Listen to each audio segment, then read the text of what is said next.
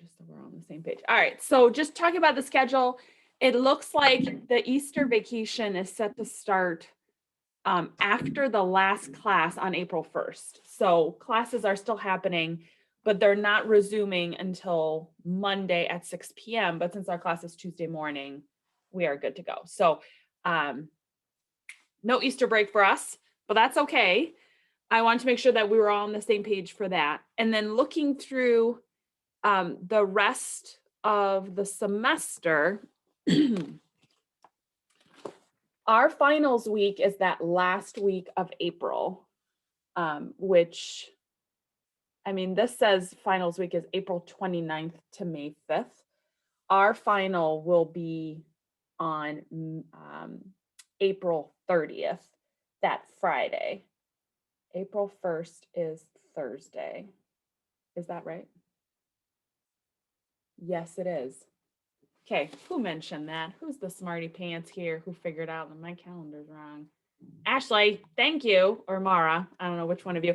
Okay, just kidding. So no class on Friday because April 1st is Thursday. What's the matter with me? Okay, so just one day of class today. Sorry, gang. All right. Everybody heard that? No class Friday because Friday is April 2nd. You know what? I kept looking at my calendar and looking at March. I don't know why. Okay, so it is Good Friday on Friday. No classes. We will resume classes on Tuesday the 6th. Okay, yep, my bad. And now their students also sending me a text message. Okay, we're good. All right. Moving along with the schedule, though, the final will be Friday, April 30th. So we really only have 3 more weeks of instructions until finals. But within that, we will also have more class meeting where we're going to be getting together just as groups during our classes. So let me pull that up. Share screen. Is the final exam 2 or? Yes. Okay. That's exam 2. Yeah. So next week on Tuesday, which will be April 6th, we will have group meetings again, where I will meet with each of your groups and discuss your data collection. By now, you guys should have started collecting data. My hope is you'll collect data all of this week, and you will have data to discuss and analyze come next week. So I want us to take a quick moment and fill this in real quick. Go back.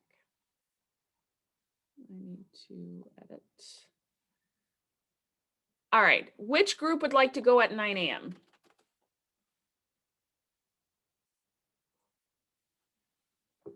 And this is for Tuesday, 4/06. If it works with Ashley and Mara, I'd be fine with that. Okay. Sounds good. All right. 9:30.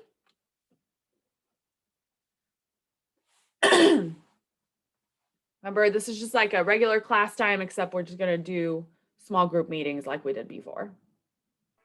My group can take that again. Okay. Hopefully So that works. Eliza, Ada, who else is in your group? Is Haley? That works for me. Okay. Anybody else in that group? I am. Emily. I am too.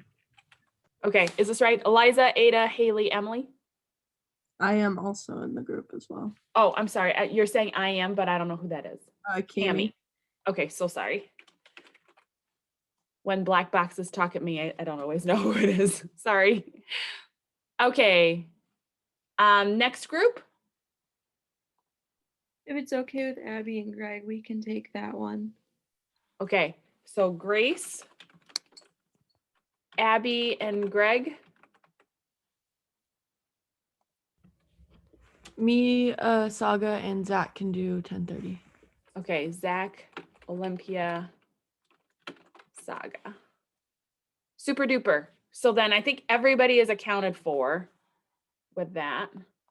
So this will be the schedule for next week, Tuesday, when we return from Easter break. So here it is written. If you guys need a refresher, just click on this link. And then, yeah, that's what we're going to be doing. So the goal should be this week to gather data, get that done as much as possible. Again, with the Easter break, feel free to reach out and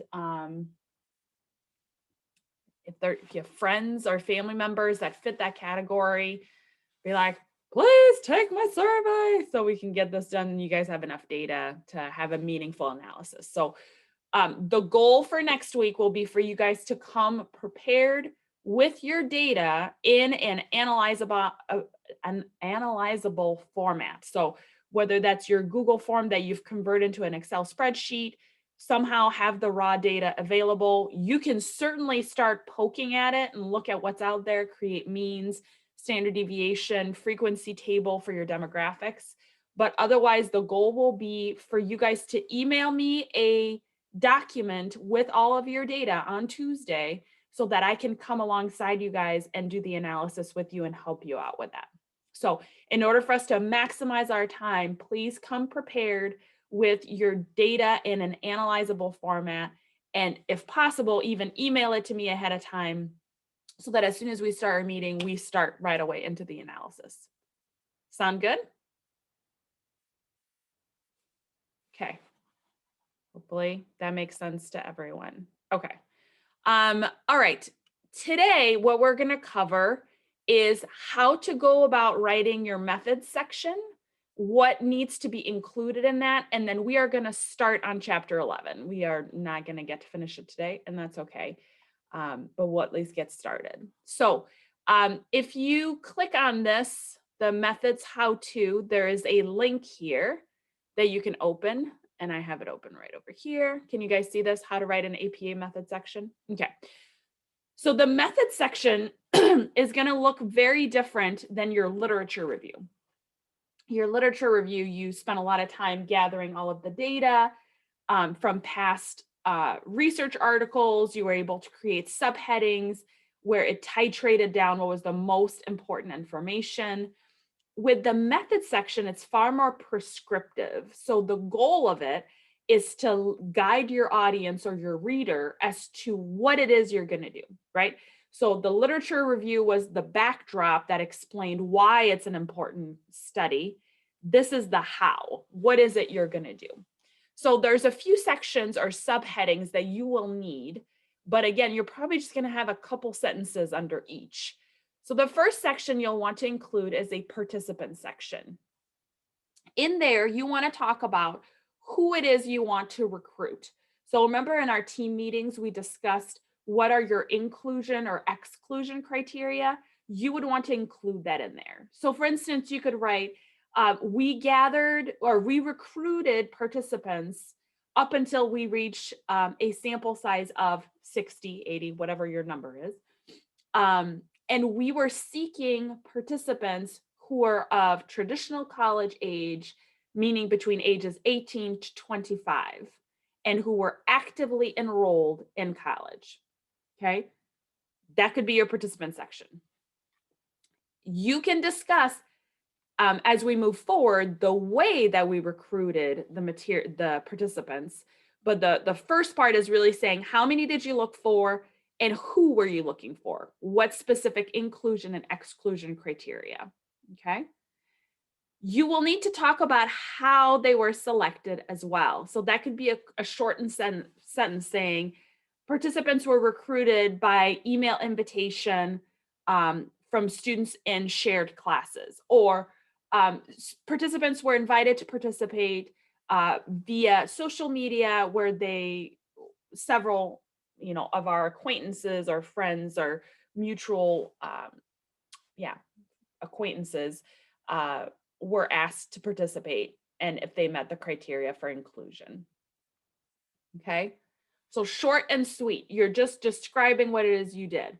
So who did you want in your study? What was an inclusion criteria? And how did you invite them to participate? That is the participant subheading. Okay. Next, you will talk about the materials. So you need a subheading that will say material. And all you write there is participants were given a questionnaire that was based off of insert whatever your questionnaire was. So if you utilize the Beck Depression Inventory, you would write participants were given the Beck Depression Inventory as created by fill in the authors. Or you could say questions were pulled from previously created surveys by authors so-and-so. Okay. That's really all you need to write for materials. So again, this section is much, much shorter than the literature review. So first subheading is participants, second subheading is material, where you describe what it is the participants completed as part of the study. Okay. This here you can skip because we are not doing an experiment. So there is no design per se. Okay. The procedure, though, you do need to include that. And the procedure is participants completed the survey via Google Docs, and the data was then gathered in aggregates by our team. The end. So again, one sentence. So those are the three sections you need: participants, materials, and procedure. This whole section, when you submit it, it is due by the end of this week, should be really a page, if that. Okay. Questions about the method section? You may have mentioned this previously, but I was just wondering, is there a link to this, or is this link on Course Connect? Yes, it is on Course Connect. If you go back over here, whoops, I went a little too far. This is this week. It says methods, how-tos, and the link is right there. Awesome. Thank you. I appreciate Right that. here. No problem. Okay, and here is the spot where you guys can submit the methods section. Again, you are only submitting this section, okay? So it's literally going to be your one page or a couple paragraphs. The main thing I need to see is that you have the appropriate subheadings and that you're describing who you included in your study. I feel like that's where students tend to skip out on. Somehow you write participants and you're like, I recruited people. Well, we want to know a little bit more than that, right? So who did you recruit? And, you know, was it a specific age group? Was it that they need to be enrolled in college? Like, what was your criteria? Make sure that that is written out. Questions about the method section? Hopefully it seems pretty straightforward and easy. When is it due again? It is due by the end of this week. So I would have said Friday at midnight, but it's Good Friday. So I'm still fine with you guys submitting it Friday at midnight. If you want to submit it on Thursday by 6 p.m. whenever classes end, that's fine too. Hopefully by now you guys have noticed that I am not a super huge stickler with timeline or deadlines. Like, I'm willing to be flexible. Okay, if there's no questions on that, then we can jump to lecture. Okay. Let's go here, here, and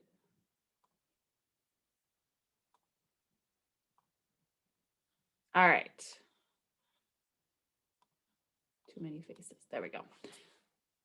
All right. So last week, I feel like my memory is a little fuzzy. We did talk about the postable, like simple experiments, right? The postable versus the color ink. We talked about that, right? Yeah, we did. Okay, good. Thank you. Now we're moving into even more confounding and obscuring variables. I feel like we left off last class on that, like how to identify if there is a confounding variable. Remember we talked about if there was another variable that played a role in the results that you got, but that wasn't something you were actively measuring. So for instance, what if the people who selected a medium bowl had just had a massive breakfast, right? So like their lack of hunger guided the size bowl that they selected. That would be a confounding variable because that variable, their level of hunger, impacted how much food they got, which was not really what you were trying to measure. You were trying to measure whether the size of the bowl would impact how much food someone would put on their plate and how much they ingested. Just totally breathe wrong. So the issue of confounding and obscuring variable is very, very important to evaluate when you're doing any sort of research experiment, because it can lead you astray in terms of your interpretation.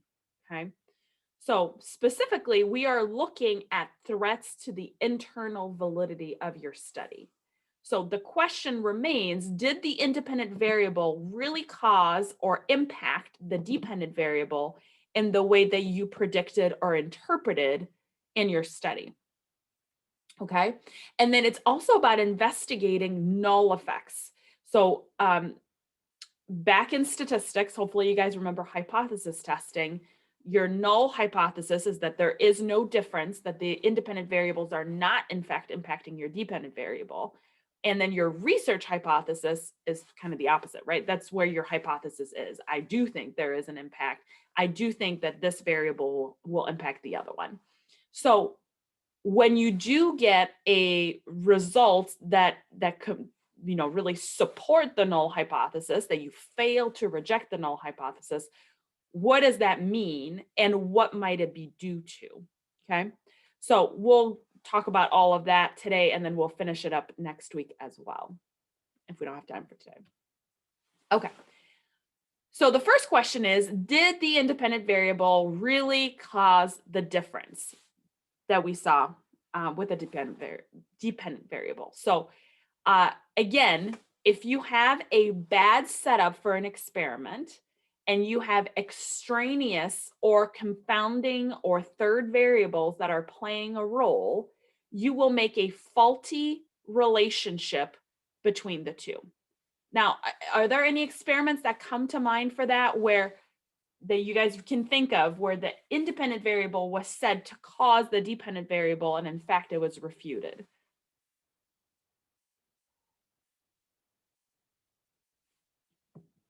Can you guys think of any seminal research articles or studies?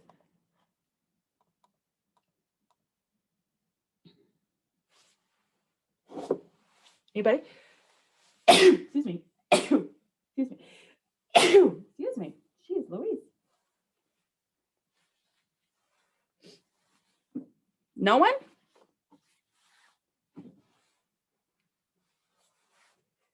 Can you think of any research article that people are still hanging their hat that this is sound research, even though it's been disproven several times? The one doctor who had that one research article about vaccines causing autism. Excellent. Yes, that's probably the most seminal one, right? Where there was a clear claim that was made that stated, if you get this vaccine, then your child will develop autism, right? That is a very clear line that was stated. Independent variable, getting this vaccine, impacts the dependent variable, symptoms of autism, okay? Now, it's been refuted multiple times. There were other factors present. We've talked about this before. Your text goes into a lot of details about it. But if you have bad experimentation and you are not keeping your eyes open of potential confounding variable or third variable that are impacting your dependent variable, you will make incorrect or draw incorrect conclusions as to the impact of your independent variable onto your dependent variable, okay?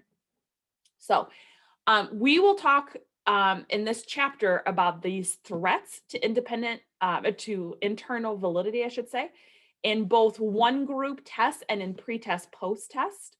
We'll also talk about specifically with experiments, potential internal validity threats. So we'll dive into all of that. And again, I feel like even last year, a student was like, why do we even do experiments if there's so many possible alternative explanations or confounding variables? How do we ever know if it's true, if what we are seeing is true? And perhaps it's a question that's crossed your mind as well. Well, the answer is, how well do we know, how much do we know that it's true? It's all based on probabilities, right? When you look at statistical validity and we look at a p-value in terms of significance, we are looking at the probability that the results that we arrive to are not due to chance, or at least we have minimized that as much as possible to less than 5%, right? So how do we know? Well, we never know 100% for sure, but the goal as researchers is to look at all possibilities and then feel confident that we have evaluated all potential impacts on the dependent variable. And if we didn't, to at least include it in a discussion at the end of our study to say, hey, future research should really look at, items A, B, and C, because we didn't have an opportunity to do that, and that may play a role.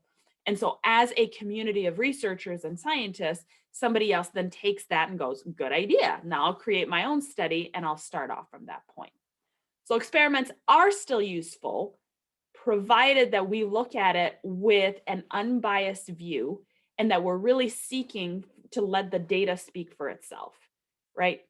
It is problematic if you come into a study and you say, this is what I expect to find, right? Which is, we all do that with hypotheses. But if you are so committed to finding that you block out any other possible explanation, that is not ethical research. Okay.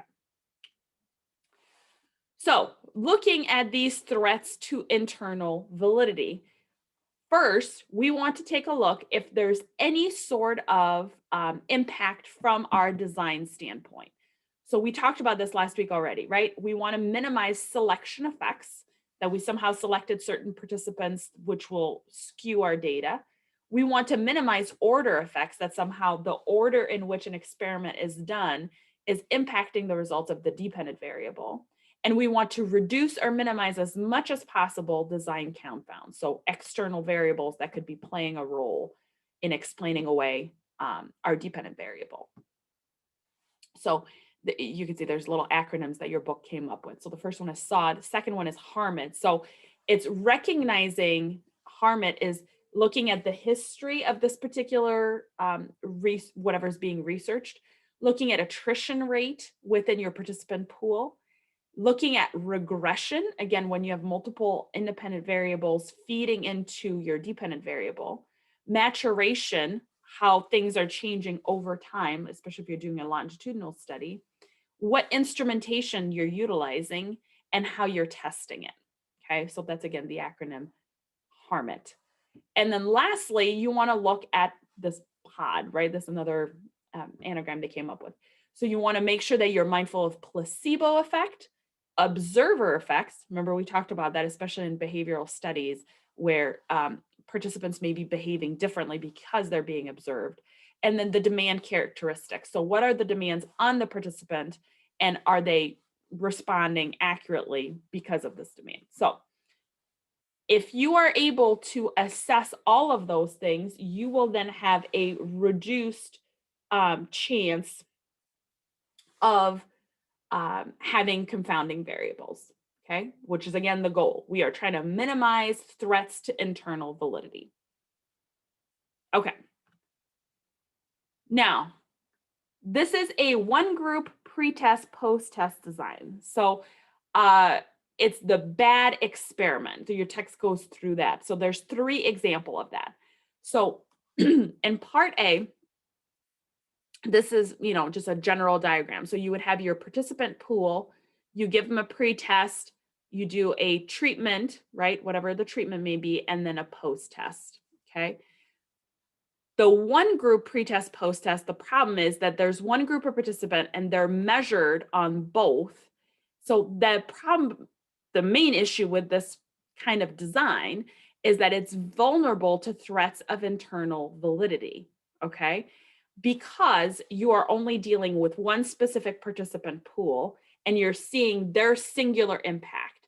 So we have no comparison group, no control group to say, oh, it's possible that there would be an impact in some other way, right? Like there would be some other impact because of it. So here's an example of, again, this is the same linear path here for research, but using a concrete example. So let's say you're interested in studying campers, right? So you have maybe a Boy Scout troop that's going camping. That's your participants. You measure their level of rambunctious behavior. You then reduce their sugar intake, and then you measure rambunctious behavior again. Okay. What's the problem with this design?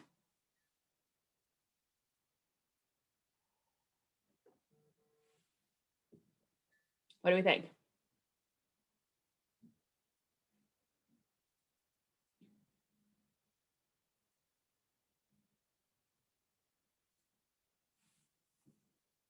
Anybody? There could be like a lot of other factors that are causing a reduction in rambunctious behavior, or it could go up for some reason. Absolutely. So in this research experiment, I am saying the only thing that could be causing rambunctious behavior is sugar intake. Now, do we know that to be true? No, because it could be like social factors as well. 100%, right? So that would be really like putting blinders on and saying only sugar causes children's behavior to be rambunctious, right? And in this type of design, it's possible that I may see a reduction. But if my conclusion is then going to be reducing sugar intake 100% reduces rambunctious behavior, ergo sugar is the root of all evil in terms of bad behavior, and parents should eradicate it from their diets, right? We're making some very strong causal claims that are not necessarily supported, because there could be many other reasons why rambunctious behavior changes. Kids could be excited to be camping, right? So like the newness gets them excited. You may see a reduction in rambunctious behavior, maybe because it's later in the day and they're tired. I don't know about you guys, but camping is exhausting. So we can't make that faulty logic, that leap here.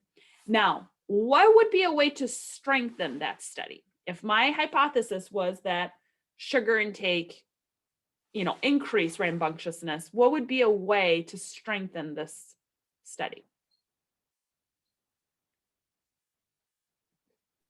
Like dividing it up so that it's like you give half the campers like sugar or whatever, and half of them you reduce the sugar, and so you can measure the difference in Okay.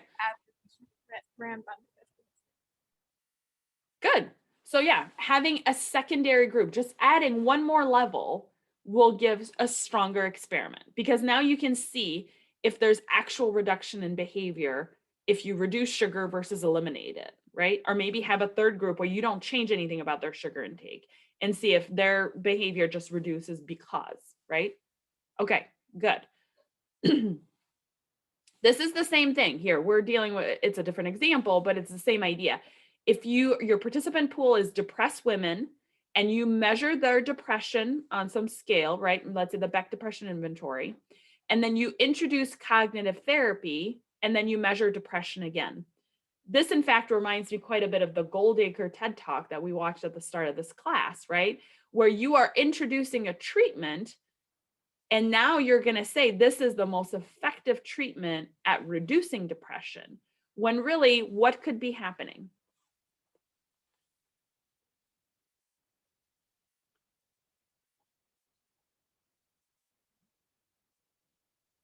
What do we think?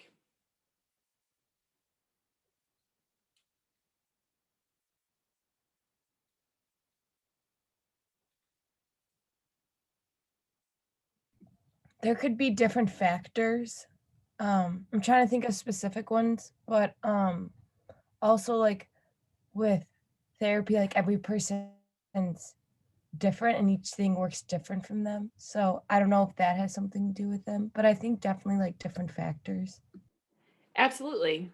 Right. So sometimes just any type of therapy or having somebody to talk to will relieve some of the symptoms of depression. Right. So then for us to say, oh, it's cognitive therapy, and maybe it's any level of therapy. Maybe it's just having somebody to talk to. Maybe this is an issue of time, right? Like the longer one has dealt with it, they've found ways internally to deal with it. So again, this is especially tricky when we look at causal claims, and experiments seek to answer that, like we talked about last week. When we look at experiments, not studies, but experiments, we are striving to answer why, right? Like this causal claim, what causes this, right? When we go down that line of thinking, we set up a bad design like this, we cannot ascertain if our independent variable was the sole contributor to a change in our dependent variable, okay? So I need you guys to really feel like you've mastered this, because that'll be on the exam for sure, on how you can both identify a bad experiment and how you can fix it. And again, the way to fix it is to add levels, right? Multiple groups so that you can compare results across, okay? All right. So here would be a way to graph, again, these bad experiments. So this is at the beginning of the week, if you're, remember the camper idea. So you measure levels of rambunctious behavior at the beginning of the camping week. And at the end of the week, when they've had a sugar-free diet, you see a reduction, okay? Now again, beginning of the week versus end of the week, rambunctious behavior likely has changed for multiple reasons, but this is suggesting that it is only the sugar reduction. Similarly, what is your depression score before therapy and after therapy? And this is, again, really diving at the fact that it's only cognitive therapy that could reduce symptoms of depression, okay? So again, these are inaccurate. This is not the only reason why there may be a change. And so we are ignoring confounding variable. Okay. All right. Here's the other 6 potential internal validity threats. We're going to go through them one by one. Again, this is chapter 11, I believe. Now I'm second guessing myself. I think chapter 12 may have some of these examples as well.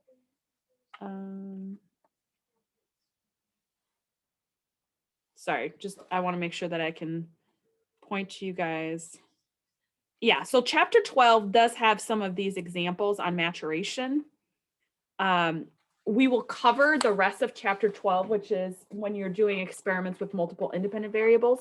The bulk of this information is chapter 11, but there is some information on chapter 12. So now I feel like an idiot, because you guys are probably not like, well, I didn't find in chapter 11. But anyway, in case you guys are chapter readers, this is where you will find it. It's a mixture of chapter 11 and 12. Okay, so let's dive into each of them. So what is a maturation threat? It's a change in behavior that emerges spontaneously over time, okay? So kids getting better or faster at solving math problems would be an example. Trees that are growing taller with age, and people tend to get better on their own over time, regardless of the psychological disorder, kind of some amount of time. So the maturation threat is that somehow you have attributed a change in behavior due to an independent variable, rather than recognizing that it's just time, right, that has caused the change. All right. So does that make sense? Can you guys think of things where you get better over time?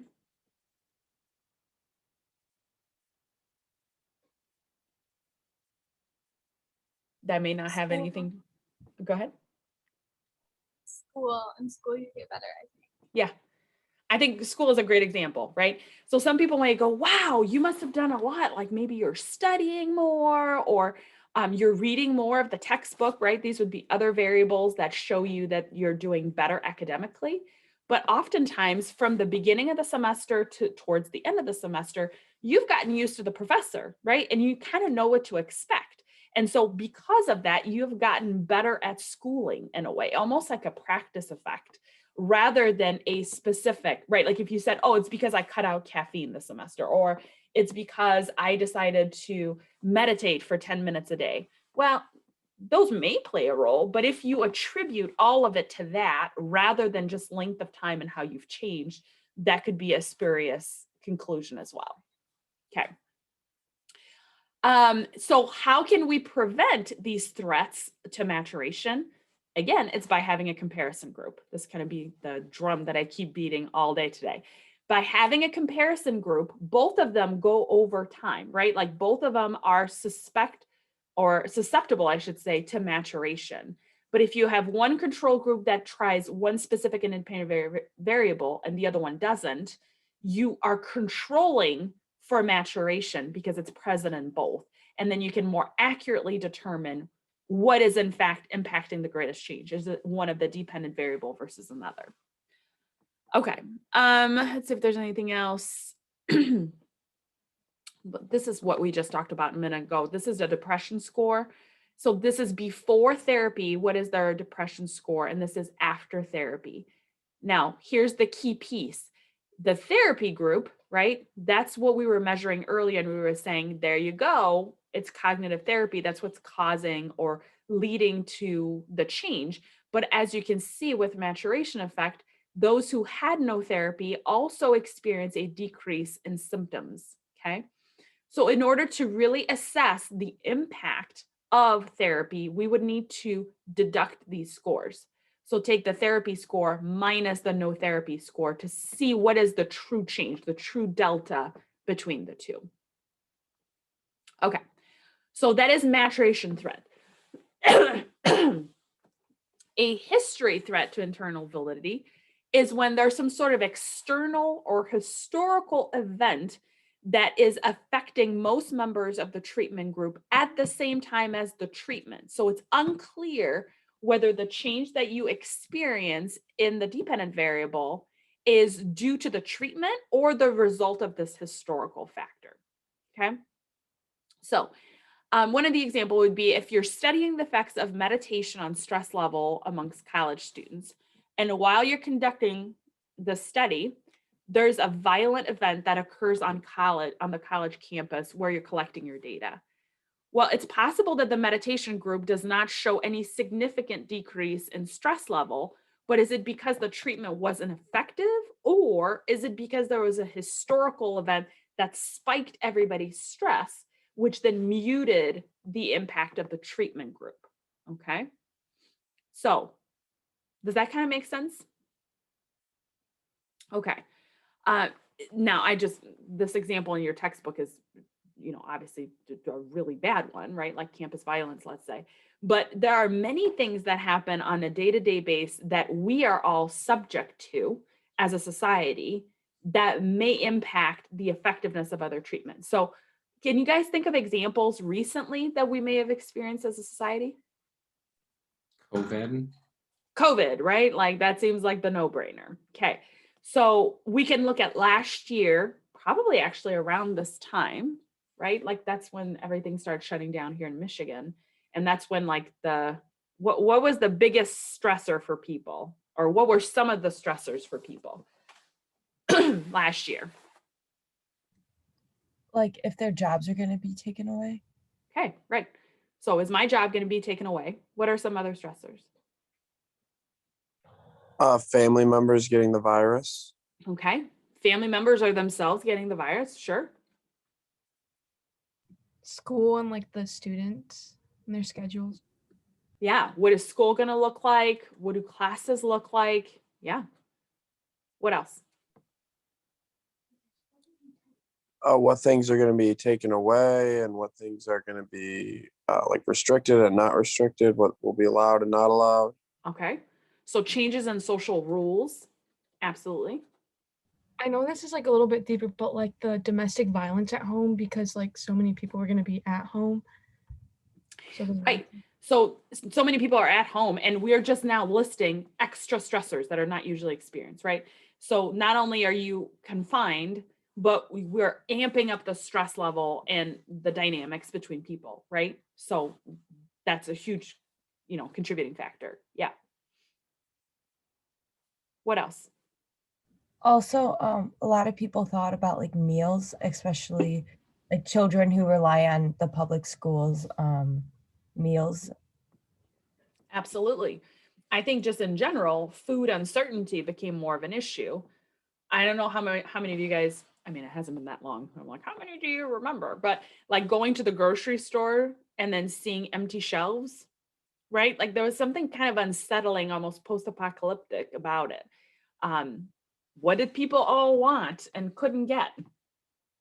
Toilet paper. Toilet paper, right? Like that still is so funny to me. Well, not funny. It's not funny. Toilet paper was popular. Yes, Ashley. So absolutely, there was this panicky sense about, oh my gosh, what are we gonna get? Like we need to get the food, we need to get Lysol wipes, we need to get toilet paper, we need to get bottles of water, like all these things that it just all of those factors that we just went through really amped up the stress. Now, what if March 2020, you guys decided I'm gonna start, running every day to improve my mental health? You may have gone through May and gone, forget that noise. It's not working at all. My mental health is not better. I'm stressed as can be. But is it because the running didn't work, or is it because societally, the context of the life we're living in really drastically changed and was really uprooted in all the ways we can think of, right? So when you have a history threat, it looks exactly like that. There's some sort of external factor that is leading to more of a change in your dependent variable than what you are measuring. And it's not because your independent variable is not necessarily good. It just means that that external factor, that historical context, is stronger. Does that make sense? Okay. So the question is, how do we prevent that? How do we prevent history from happening? Well, obviously we cannot prevent it. But what we can do is we could try to create, again, a comparison group so that we can try to mitigate the impact of the historical component. So for instance, this is an example in your textbook. This is, I think this is around the time of 9/11. See if I wrote a note about that. I think it is. And so there's a Go Green campaign to reduce energy usage. And you could see in September versus November. So this one had a comparison group. You could see the No campaign and the Go Green campaign really had very little impact, right? It shows that it would, based on this graph alone, you'd say, well, that didn't work. They didn't reduce their usage at all.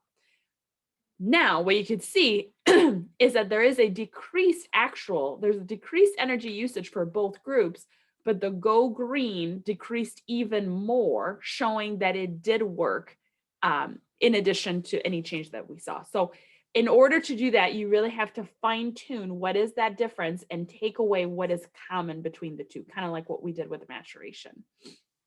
Okay. Next slide. Come on. Okay. What is the regression threat to validity, or regression towards the mean?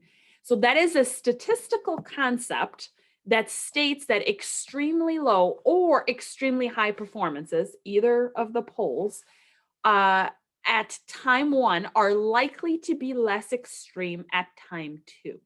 So if you're in a really, really good mood or a really bad mood, you'll probably be in a more moderate mood the next day. The idea is that you are regressing towards the mean.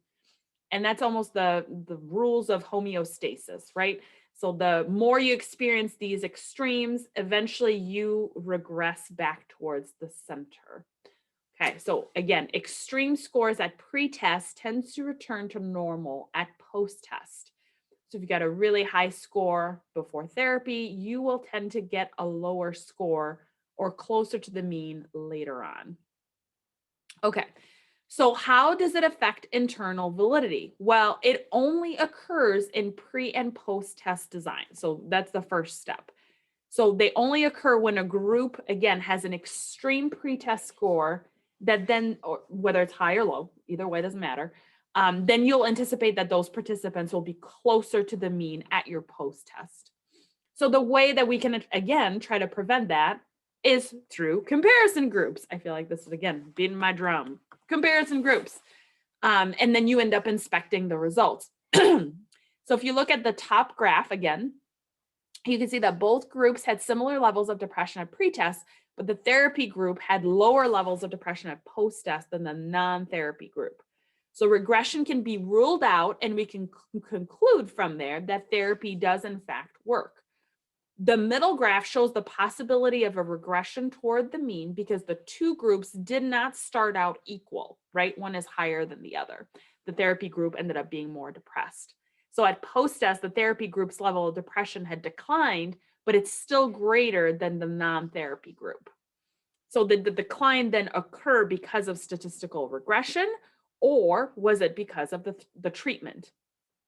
Which is, again, the whole question is the threat to validity.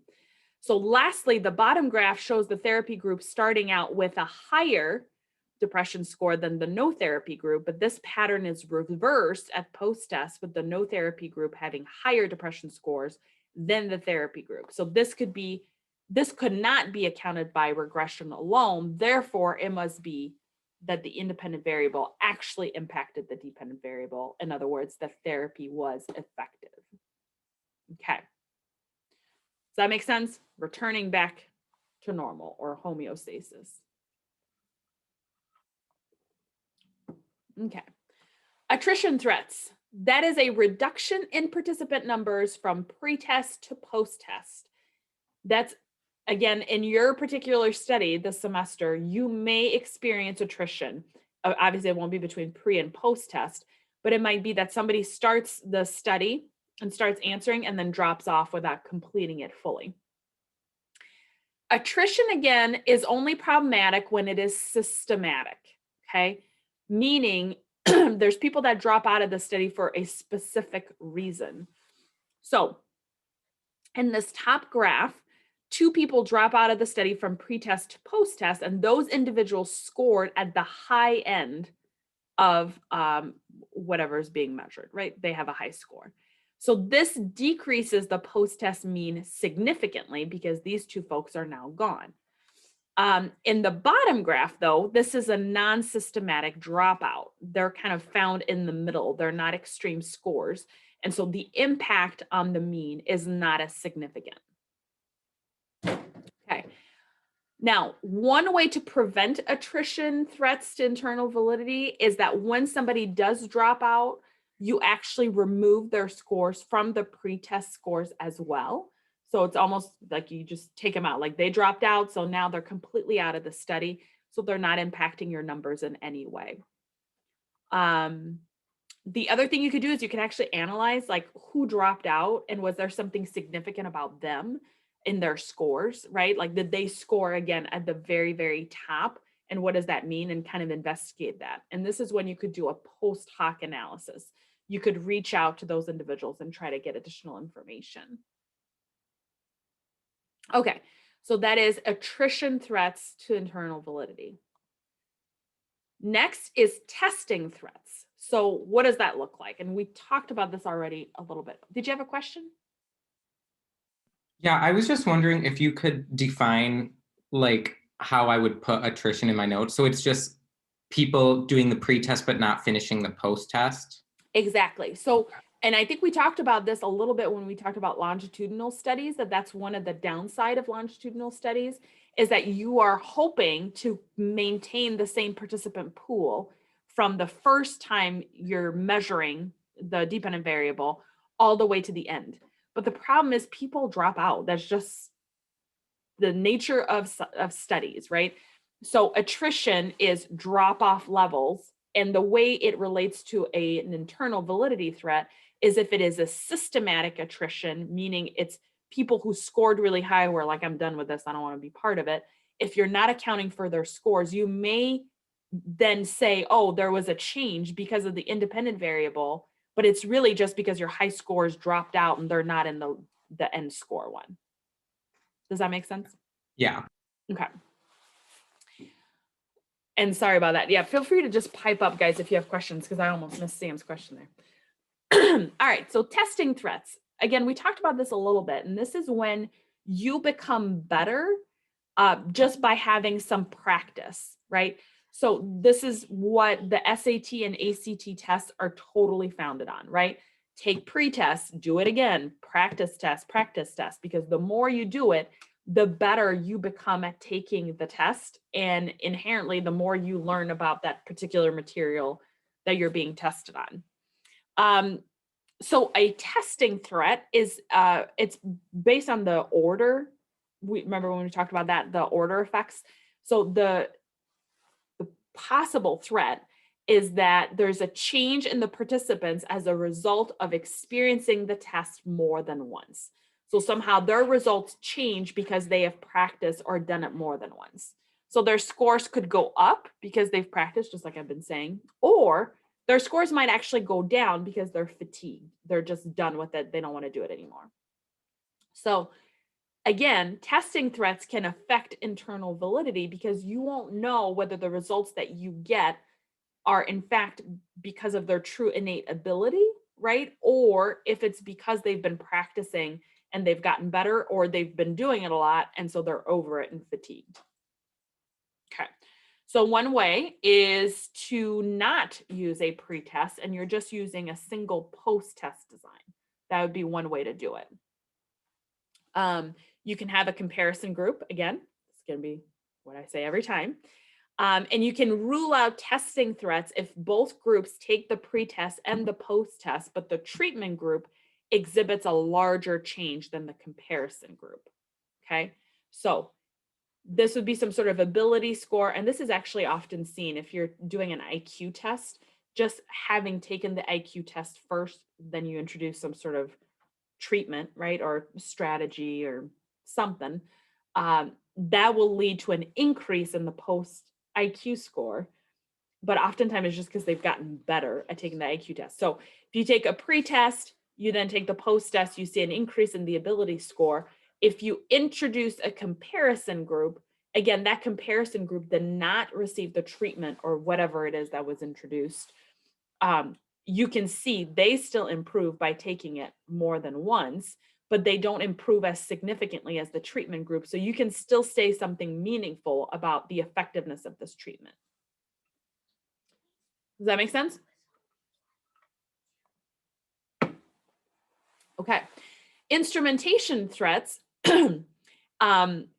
or instrumentation decay is another word that you may hear for it, is when your measuring instrument changes over time. So for instance, observers change their observation criteria over time, or a researcher uses a different form of the test at pre-test than they do at post-test. The changing forms, that should never happen. You know, if you give a survey and you're doing a pre-test and a post-test, you need to make sure to keep that the same. The issue with instrumentation threat is usually with a qualitative study. So when you guys did your qualitative experiments, right? Some of you explained that you had to make a change halfway through your study or your observation period to account for some external factor. That change right there was probably a good call so you could get better data. But because you changed part of the setup, inherently you changed the study a little bit and the results were likely different because of it. Now, I think some of you guys talked about the number of car spaces for the cart example. You know, you calculated this number, you know, if they were 4 spaces or so from the store, then they were more likely to return it. Or some of you guys had to move your cars because you couldn't see. When the period of time that you moved your car or the different vantage point, maybe had you been in that vantage point from the get-go, you would have seen more people, right? So there's a change in the way you created the observation. And so if you went from having no impact or there's no significant results in what you were observing, and then you changed your standpoint, let's say the place where you were parked, and all of a sudden now you're seeing a lot, you may draw the conclusion that your hypothesis is being supported, but it might just be because you change your observational level, and had you been in that spot from the get-go, things would have looked different. Does that make sense? Okay.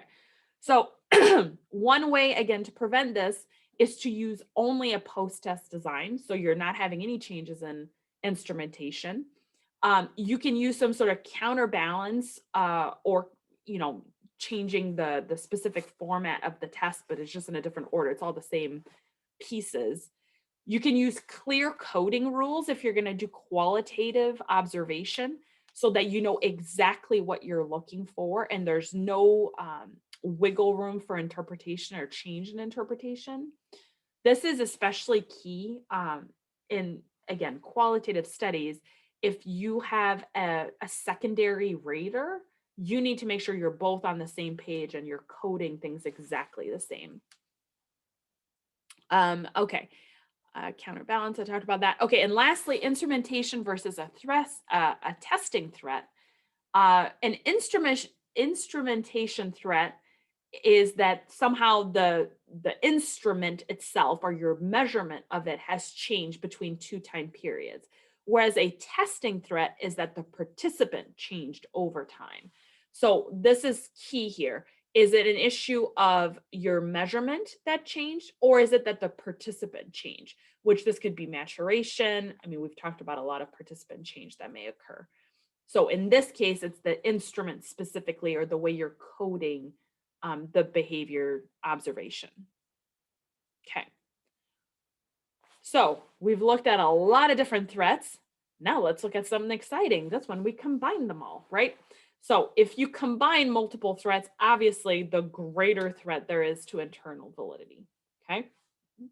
So selection history threat is when an outside event or factor systematically affects participants at one level of the independent variable. Hold on 1 second, guys. Thank you. Our kids are still home because of quarantine and they're playing video games instead of doing homework. They can't get past me on that one. So that is when you have both things happening. So there is some sort of outside event which impacts, right, a history threat, and then it impacts your participants staying in the study. So if you're doing a dorm comparison group, so let's talk about that real quick. So students at one university were in a treatment group, students at another university were in the control group. Now you're trying to figure out the impact of meditation on stress management. Let's say during the course of your study, there's a stressful event that happens at one campus versus the other.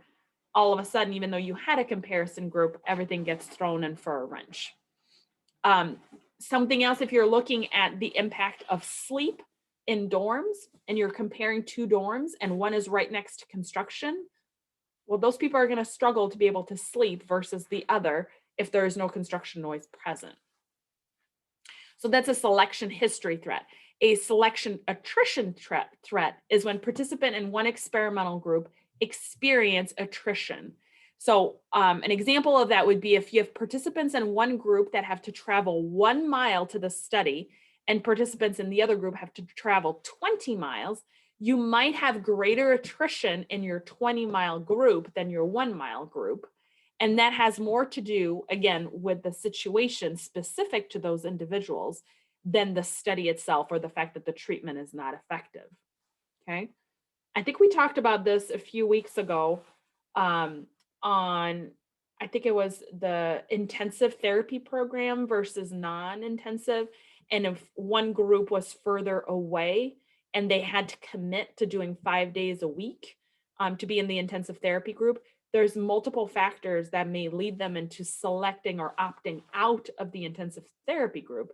And it's not necessarily because they don't want to get better, but there's limitations as to what they can do and participate in. And then similarly, the people who selected into that intensive therapy group, there's maybe something unique about them that they're really wanting to get all of this therapy that impacts, the score. So again, those are combined threats to internal validity. Again, it doesn't have to be a single factor, it can be multi-factored. Okay, does that make sense? Combined threats are probably more likely than individual threats, just because in the real world, we don't usually deal with single variables. Okay, so 3 potential validity threats in any experiment. So those are the 3 we talked about earlier. So we've got observer bias, demand characteristic, and placebo effect. So with observer bias, it's when the researcher's expectation of the participants influence how they interpret the result. So that is one form of bias. Sorry about that. If it's not the kids, it's the dogs, right? Never ends.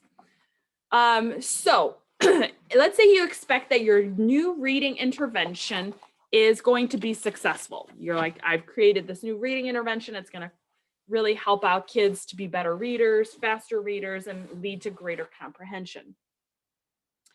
But if you're biased towards the participants receiving that intervention, it might impact how you rate their reading ability during the post-test. So in this case, a control group is not really going to help you because you're the one who's judging the reading score. So you may be biased towards those who've received the intervention.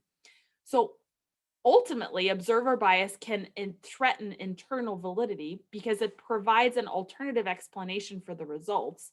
And it can also threaten construct validity of the dependent variable by not measuring it appropriately. Okay. There's a couple of other examples that I noted here. This is classic in psychological research. A therapist will develop some new way of doing therapy, a new method. They will inevitably name it after themselves because we live in an egocentric and self-centered world. And then they perform this type of therapy and do some sort of measurement of symptoms. But if that measurement of symptoms is at all subjective in any way, they will likely note that they've made greater strides and improvement with their newfound method of doing therapy than old method, right? So that's observer bias. The same thing with the example we used earlier. If you're trying to measure the impact of sugar on rambunctious behavior, if as a camp leader, you are devoted to nutrition and healthy eating habits, you may not adequately or accurately measure rambunctious behavior if you are committed to showing that having less sugar is impactful. Okay. Observer bias. Does that make sense to everyone? Okay. Demand characteristic is when participants have figured out what it is that the researchers are trying to measure. And so because of that, they change their behavior in that direction. So they act differently when they think that they know what the study is about, okay? Now, in order to minimize that threat, we have to try to control for observer bias, just like I talked about earlier. So that's from the researcher end. And we have to try to make it as masked as possible, meaning that the participants are not quite figuring out what it is you're measuring so that it doesn't change their behavior as well. So the way you could do that is by doing a double blind study, meaning the researcher is not aware of who they're dealing with in the group, right? Like whether they've received the treatment or not, and the participant is not aware either. If it's not possible to do a double blind study, you could do a masked design or a blind design where the participants don't know which group they're in. The participants do know, but the observers do not, so that they're keeping that confidential. They're not aware, so that they're not going to be biased. Okay. A placebo effect, hopefully that's something that you guys are all familiar with. It's the idea that doing something, no matter what that something is, will have a positive impact. So taking a sugar pill will lead to increase happiness or decrease depression, just because I'm actively taking something. Now, this has been really fascinating because there's even different levels of placebo effects, whether you're taking a pill or writing. So like doing a small behavior change, like writing an affirmation or going for a walk versus taking a pill versus having an injection of saline. It kind of goes increasingly. So people will report reduction in symptoms or improvements the higher level you go. So like an injection of saline would be the highest level of like, wow, this is super effective. This drug really works. When really, whether you're getting saline or a sugar pill, it has zero effect. Okay.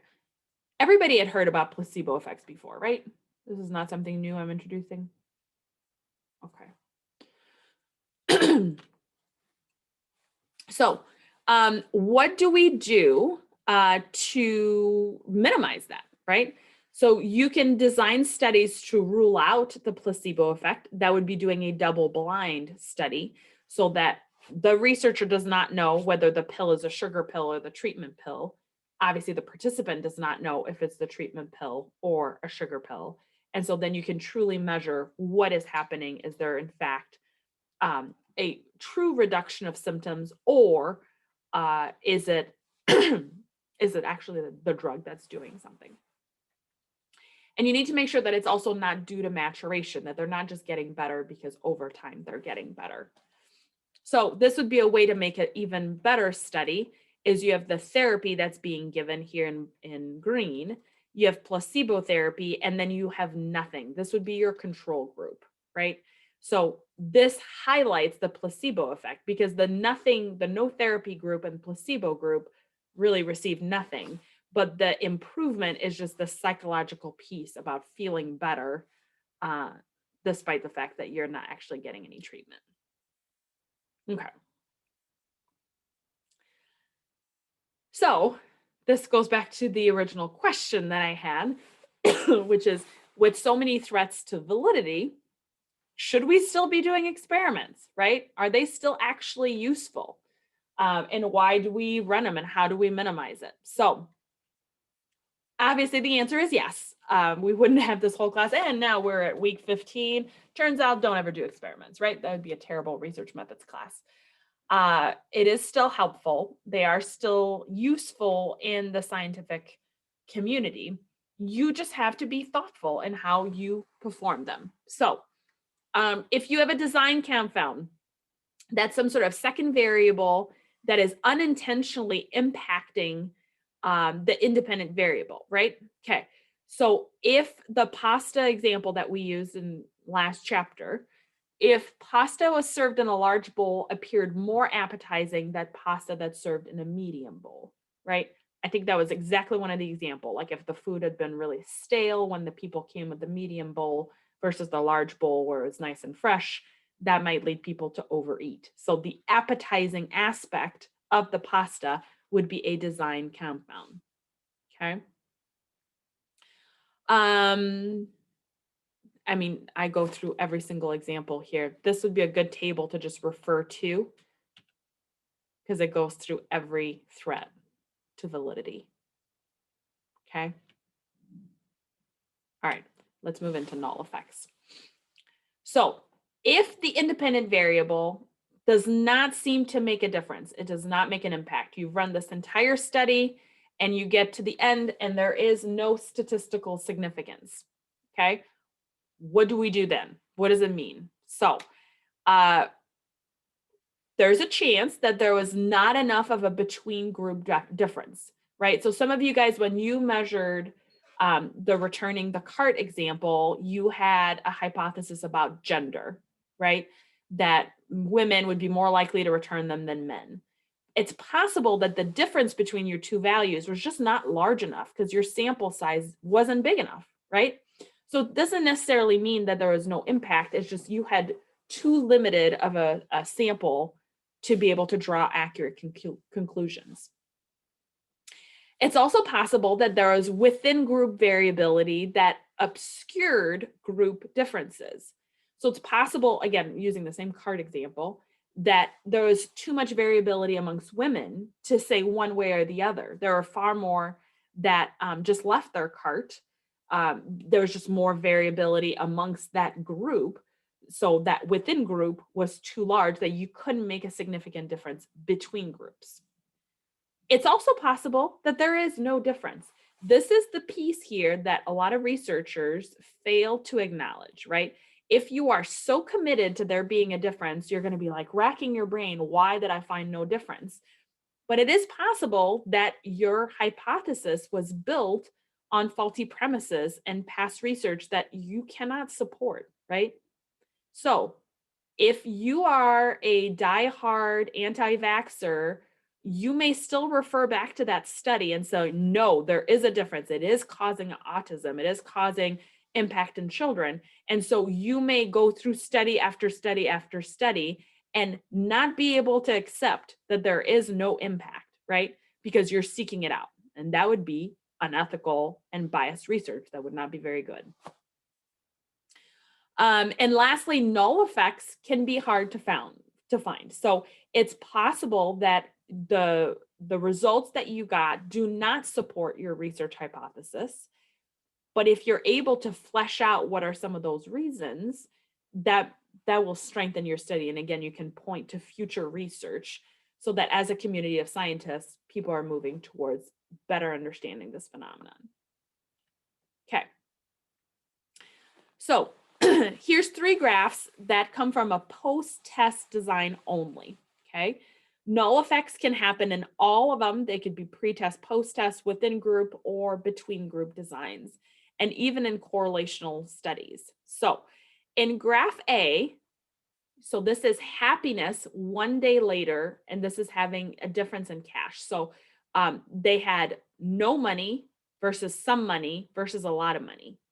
What do we notice about the levels of happiness? Are they vastly different?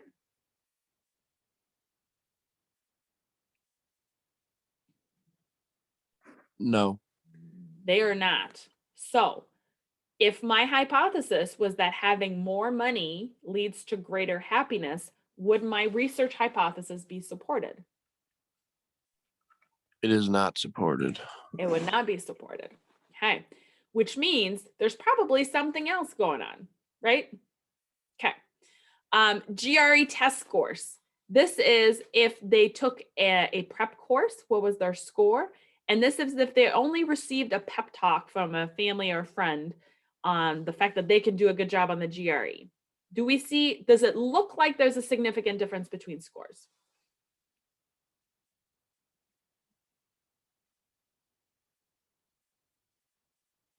No. Not really. Now, if I am trying to market GRE prep courses and I'm saying, hey, come and take my prep class, it's $1,000. Do I want this graph to come out?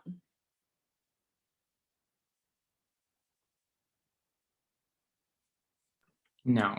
I would say no, right? Like that would be bad news. People like, you could take my $1,000 class, or you could just have somebody really pump you up right before the class and you feel better about yourself and you'll score almost just as high. Okay. So this would be a null effect. The treatment, taking this prep class, did not lead to an increased score, or at least not a significantly increased score. Again, this would be stating that anxiety levels impacts your logical reasoning ability. Well, there's 3 levels of anxiety here, and the impact was not significant. Okay, so these would be examples of null effects, that there's no differences between the groups. Okay. So investigating why that might be. So first, it's possible that there are weak manipulations. So the 3 examples that we just looked at where there are null effects, we can think of them in terms of weak manipulation. So it's the study on money and mood. If the level of independent variable was no cash versus 25 cents versus $1, right? Then you might go, well, of course, there's not really going to be a difference. That change between levels was tiny, itty bitty, right? There might be more of a change if there's no change in money, $100 and $1,000. Maybe then we see a bigger difference.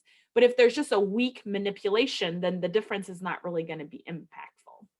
So that's what that means.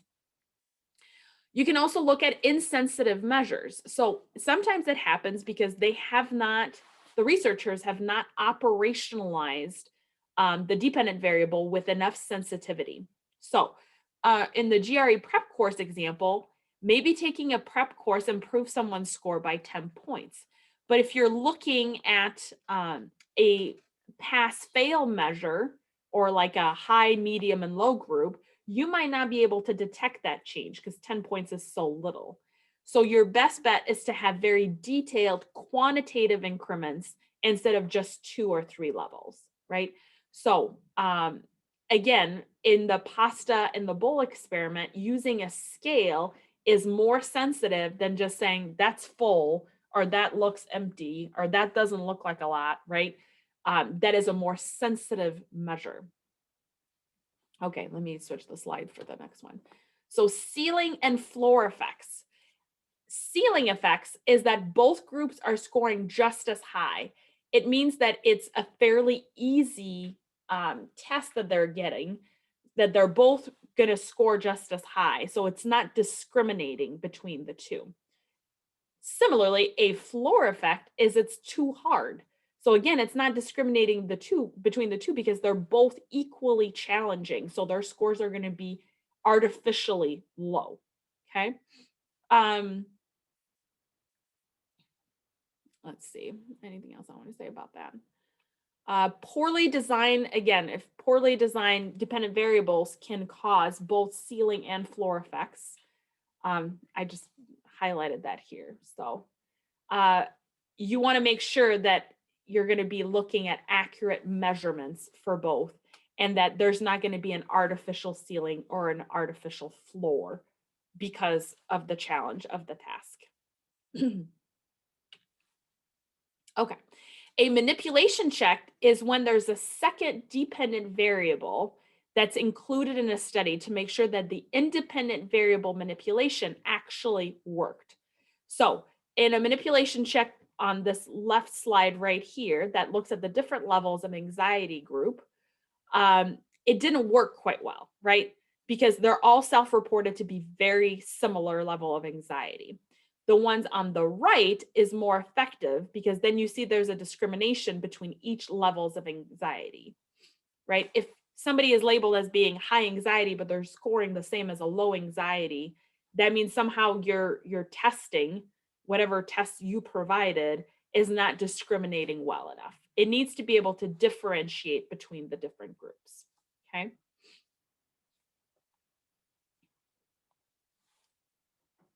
All right. Sometimes design confounds can actually act in reverse.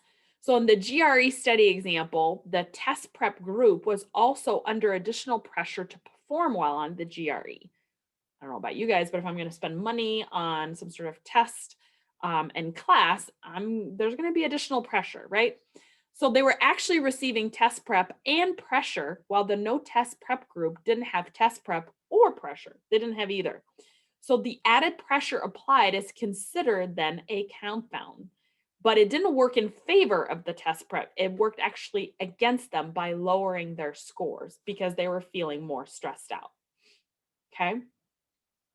The same thing, if a PASTA, the big bowl condition, if all participants were tested at 2 p.m.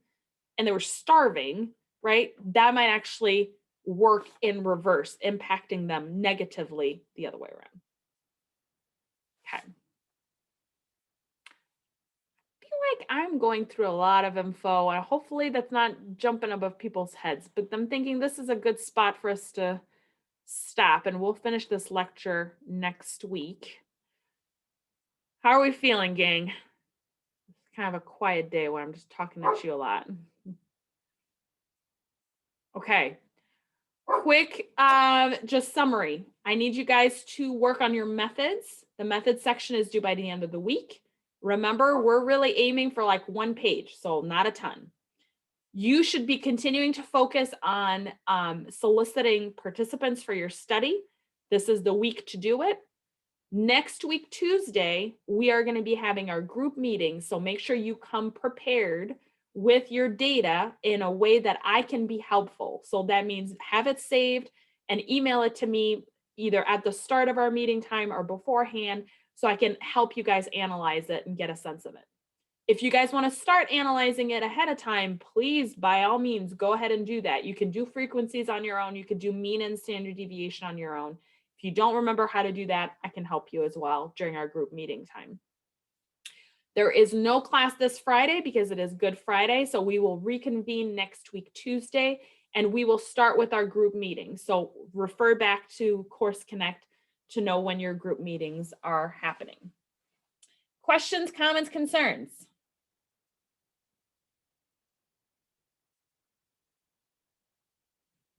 Nope. Okay. All right. Well, then I hope you have a wonderful Easter, and I will see you all next week, Tuesday. Have a good Easter. Will do. Yeah.